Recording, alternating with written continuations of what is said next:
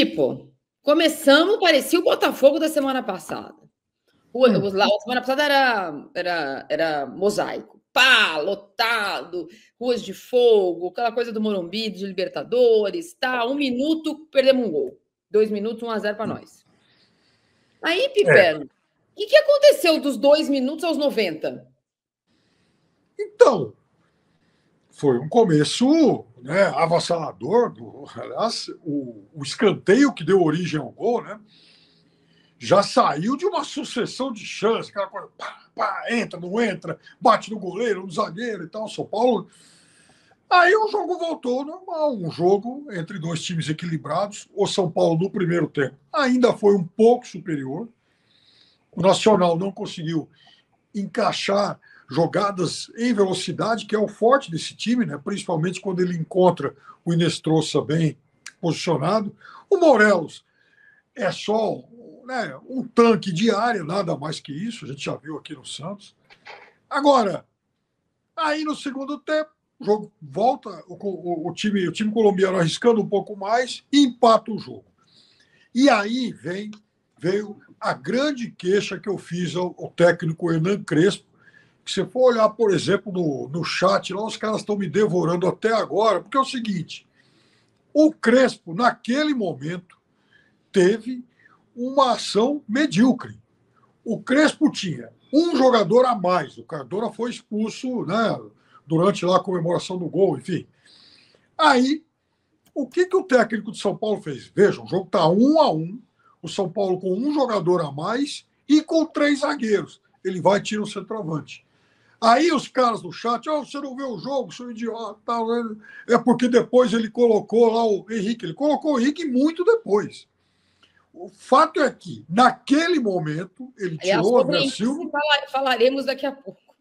Para colocar o Ferreirinha. Aí já viu, né? Pois é, o Walter voltou. Walter, você consegue inverter sua câmera? Aí sim. Aê! Bom dia, inimigo da tecnologia. Inimigo da tecnologia. Parece o Pipo. Não sei se você conhece um amigo meu chamado Pipo. Já ouvi falar. Tem umas questões. Bom dia, Walter. Muito obrigada por nos receber aí no sul do Brasil. Você mora em Porto Alegre mesmo? Moro em Porto Alegre, eu que agradeço o convite, um prazer estar participando com vocês do programa hoje. E vamos lá falar de Libertadores, Copa Sul-Americana, Campeonato Brasileiro e o que mais vier pela frente.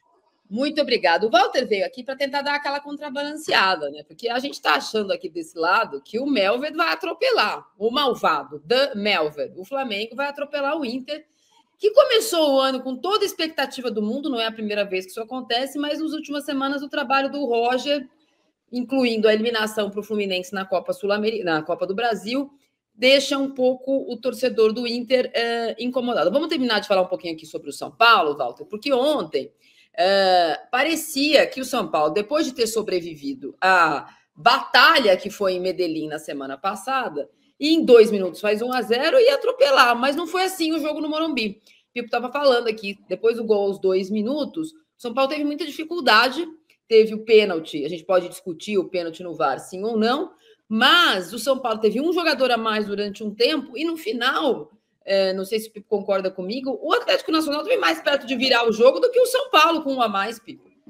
Pois é, não. Então, o Atlético Nacional com um jogador a menos e naquele momento em que o jogo ficou 1-1, São Paulo com um homem a mais, precisando fazer mais um gol para ganhar e garantir a classificação, o técnico de São Paulo vai tirar o centroavante para colocar o Ferreirinha. Ora, bolas, colocar o Ferreirinha é perfeito.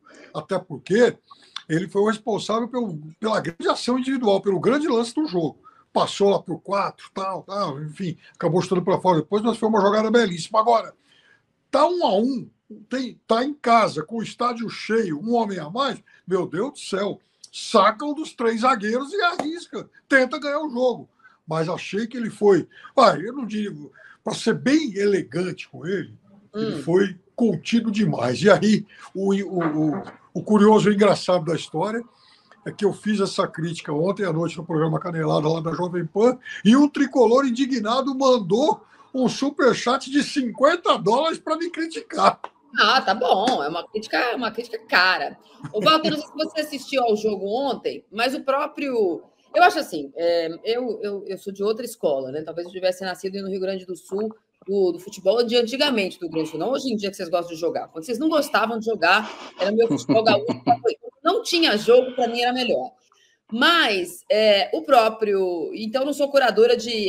mas se classificou mal. Se classificou bem. Mas o fato é que o próprio Crespo, na coletiva de imprensa pós-classificação, disse que gostaria de ter jogado melhor.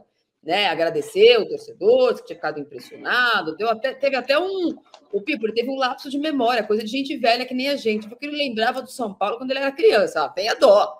Quando o Tele era técnico do São Paulo, ele já era adulto, Pipo. Que é isso? Que criança? Até, né? Criança era eu. Desculpa, Crespo, uma criança não.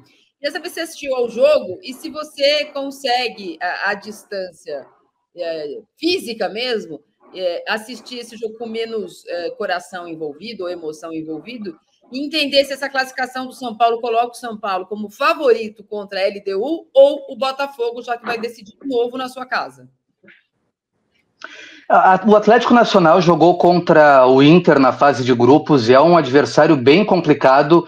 O Inter teve dificuldade em Porto Alegre, depois perdeu fora de casa.